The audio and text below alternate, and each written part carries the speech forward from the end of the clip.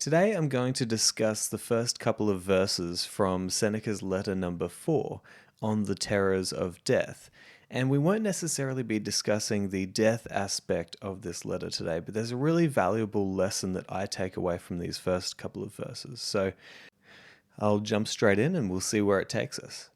So he says the following, quote, "Keep on as you have begun, and make all possible haste, so that you may have longer enjoyment of an improved mind, one that is at peace with itself.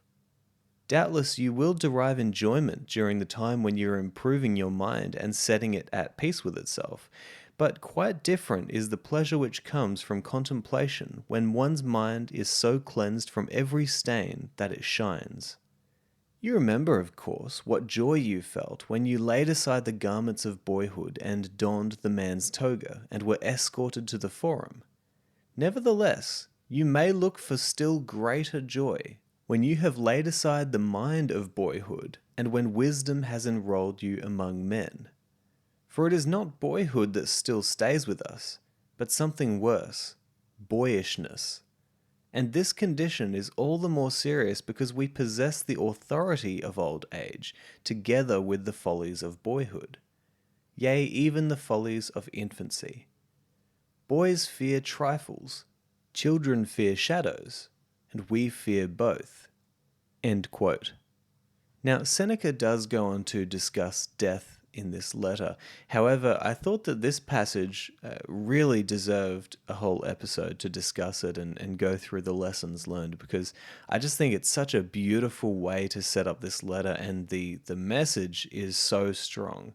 So let's go back to the start. He says, "Keep on as you have begun, make all possible haste, so that you may have longer enjoyment of an improved mind, one that is at peace with itself." So firstly, you can see Seneca's aim here, right? Like, he really wants us to be aiming at that peace of mind, the mind that is at peace with itself. And I really like that he suggests here that the reason why you want to aim at a mind that is at peace with itself is so that you'll have longer enjoyment of it. Death is on its way. It's always coming towards us, right? And it's always here. I mean, as you learned from the previous episodes, death is always happening, right? And so why wouldn't you want to rush towards that peace of mind, that mind that is at peace with itself, so that you have that longer enjoyment in your life of that kind of mind?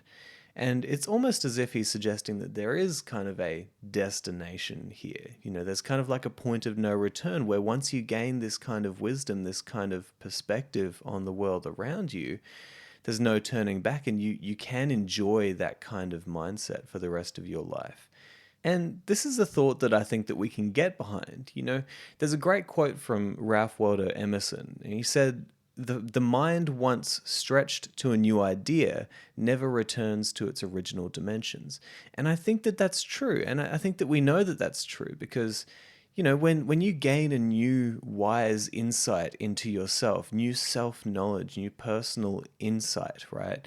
Or when you learn something amazing about the world that completely changes your perspective on the world, changes the way that you see everything around you, it's very hard to lose that newfound perspective, that newfound idea or principle from your mind.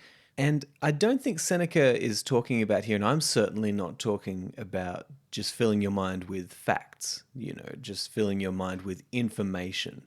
What we're talking about here is wisdom. It's like putting new shades on so that everything that you see around you is different to how you saw it before.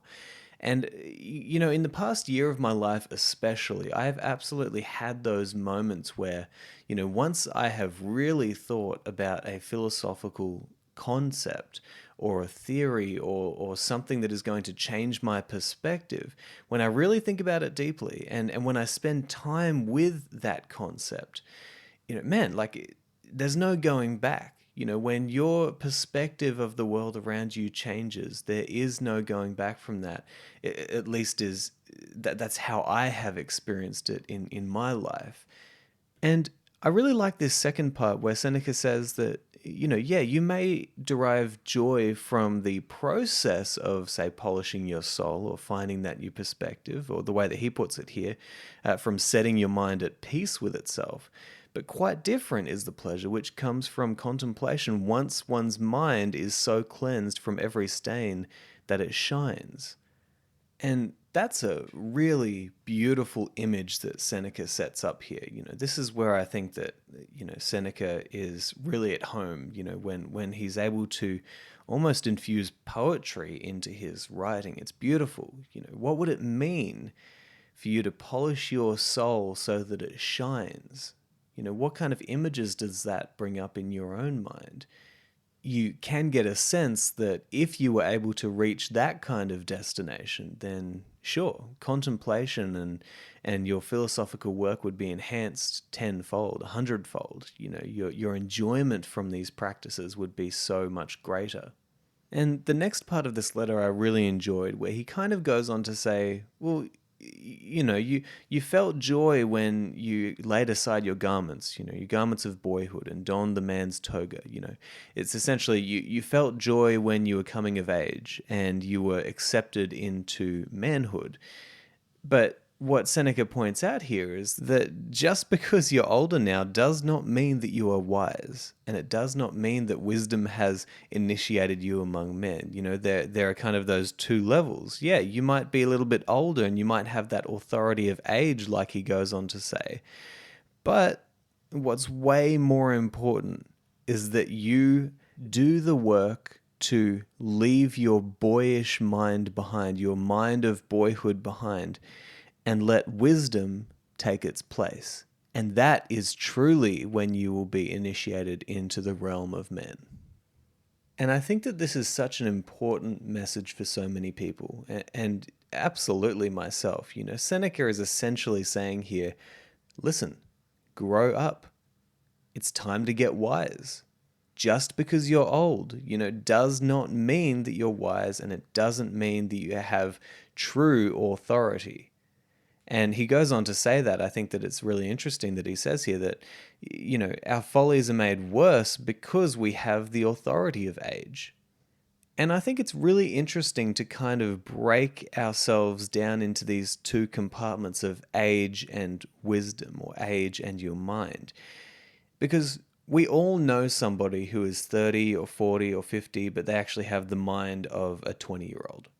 And I don't mean impaired in their mind, but what I mean is they have the wisdom of a 20-year-old, or the wisdom of, we all know people who are, say, 25 and they have the wisdom of still, a 15-year-old.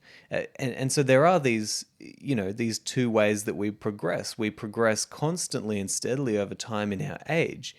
But wisdom, that's something that you have to take care of yourself, right? That's up to you.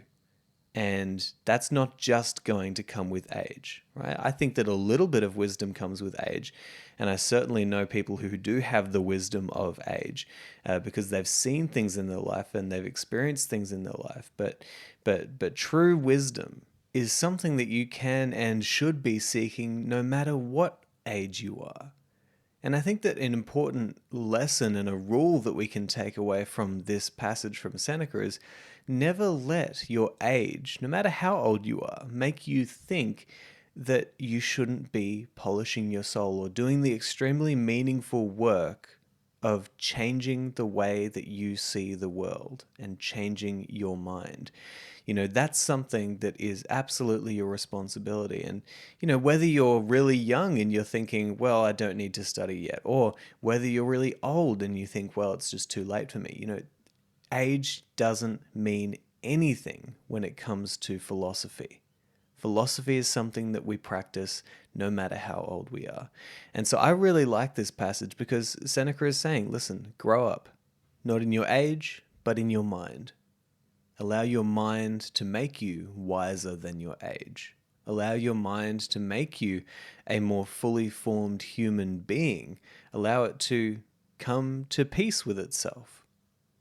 I think that's a beautiful aim to move towards. And I really hope that you consider these ideas and these lessons for as long as it takes for you to see how it could apply to you in your life. So anyway, I hope you've enjoyed this episode, and I'll talk to you next time. Hey there, YouTubers. I just wanted to let you know that if you love this episode and you'd like many more just like it, then you can head to patreon.com/Simon J.E. Drew.